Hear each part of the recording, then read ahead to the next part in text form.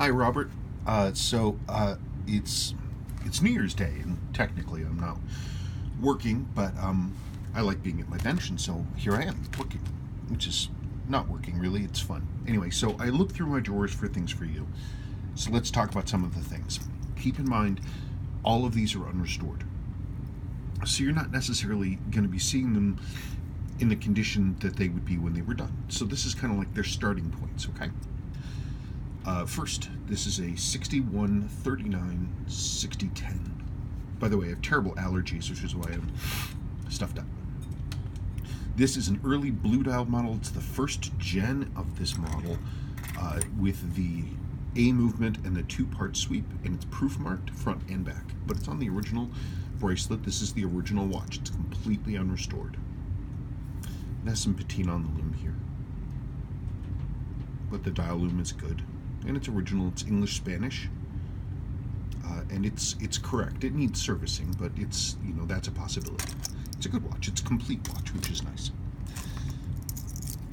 We have here actually something quite rare, one never seen. This is a JDM 6139 8002, Japan only speed timer with a kanji English day wheel, and the thing that's really special is it has the correct original bracelet, which is super rare, really rare. This is only the third one I've seen, and the one of the other two I owned. Very rare watch. The only thing that's unfortunate about it is that it's fairly short. These speed timer ones were made short because they were for the Japan only market and they had smaller wrists, but they often were issued with a bracelet with a clasp extender, and if I put a clasp extender in this, it probably would be wearable for most people. Again, completely unrestored. It's a nice watch. It just needs restoration, and it's not necessarily a super rare model, but to see it on the original bracelet, yikes, that's rare. Okay, let's look at the next thing. Next I have is two variants of the same basic model, which is the helmet. Black helmet, white helmet. Again, unrestored. These are both original. The thing with the helmets that's interesting is they have a very unusual case finish. They have, instead of brushing, it has circular machining marks. These are actually, the whole case was turned against a static blade, and sort of these lines are scribed in. Whenever these watches are refinished, somebody just sort of brushes over them and it always looks wrong. So this watch, it has some wear, but importantly, the case was never refinished. If it was clean, it would look a lot better. Same with this one. This one is a little bit softer just from handling, from wear, but it is still original. Al Pacino wore one of these in a movie in the early 70s. But again, it's the usual thing. They're both in their correct original bracelets. They're fishbones, and they're worn a little bit, but they're not beaten. And with restoration, either one would be a very good watch. These are this sort of big helmet style here. And these are cool. I have those sitting around. We have something that I love. I think they're super cool. I never wear them. This, again, also is unrestored. 6139 8029 speed timer. Wake up.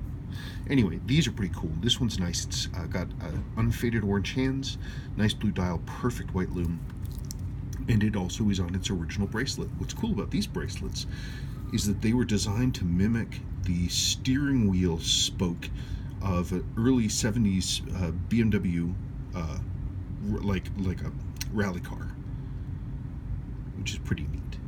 They're neat watches. I like them, actually. They're really cool. Unrestored, completely original. Again, needs restoration. And the last piece I dug up, which is unusual, is a cool piece. It is the so-called Black Panda. And it's got the original bracelet, but the bracelet's pretty worn. This is the black gold version of the other Panda, the regular Panda with the silver dial with the black subdials. This one is, again, completely original and unrestored. These are really worn usually. This one didn't have a really hard working life. The plating is mostly intact. The dial and the hands are perfect. The loom is great. These are cool watches. I've had this one for a good number of years, actually. I keep meaning to restore this, and I've simply never gotten around to it. It does have the original bracelet. The original bracelet's, the plating is kind of worn on it, though. So if I did restore it, I don't know that I would wear it on this, but it would come with this.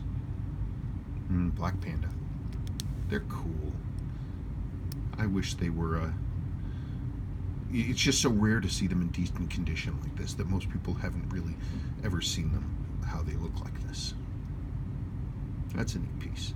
I like that. That's pretty neat. And the last thing I have is something different. It's not a chronograph. It's a sport diver. This one is, let me check this sub variant. Yeah, it's a 6119 6023. These are these cool sport divers that Seiko started producing in the late 1960s, and they made them into the middle of the 1970s. They're a mid-size case, but they're really cool, and that's the original bracelet again. And these have an internal indicator ring. These were a 70-meter sport diver, marketed like surfers and stuff like that. But they're really neat, and they're a beautiful, elegant, simple design. This one again is completely original. It needs to be restored, but it's a neat watch. I wish these were more generally appreciated. I think they're a good size, and I think they're very elegant, very clean design. Anyway, that's what I've got for you. So let me know. Thank you.